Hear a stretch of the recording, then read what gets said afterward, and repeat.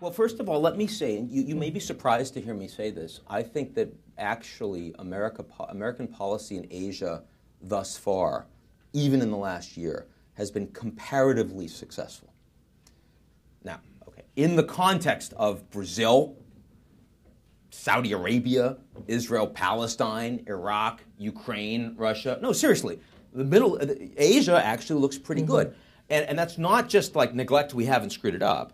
I actually think the Trans-Pacific Partnership, I mean, a lot of people will say that Obama's signature success so far has been the ending of the wars in Afghanistan and Iraq. Afghanistan soon to come, Iraq basically there, for the U.S., not winning, but for the U.S.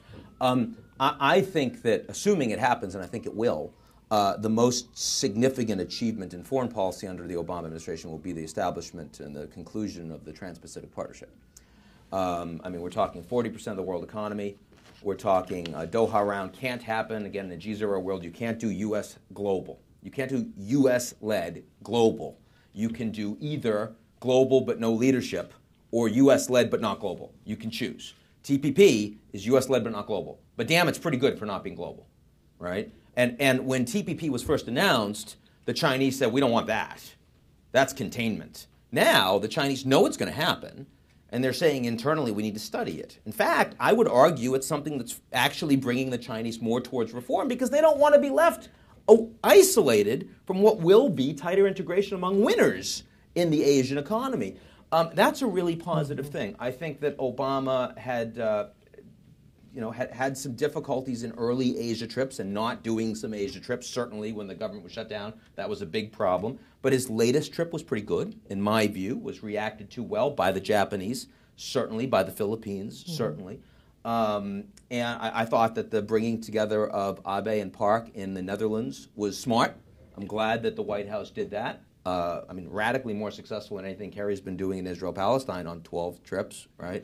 But they've declared that a failure, basically, and that's, thank God, they've finally done that so they can spend time on other things. Look, I think it's very clear that America's interests overwhelmingly, long-term, are Asia, Asia, Asia, right? Yes, the Middle East is important. Yes, Europe is important. Everything is important. But if you ask me where we should be spending time, clearly Asia is where we should spend the majority of our time. Are we doing that? No. Do we have strategic vision for Asia? Not nearly as much as we should. Having said that, the best thing we can do to improve our relationship with Asia is make sure that our economy is doing well. Because the Chinese absolutely are better oriented towards us today than they were in the aftermath of the financial crisis. And the reason for that is because they now have more belief that the U.S. economy still has a fair way to run, and they're investing a lot more here. That's a good thing. I mean, ultimately, everyone talks about too big to fail being banks. You know, Citigroup, too big to fail. No. Too big to fail is the United States of America. And we need the Chinese government to be very viscerally aware of that. And I think they are. That's a positive thing.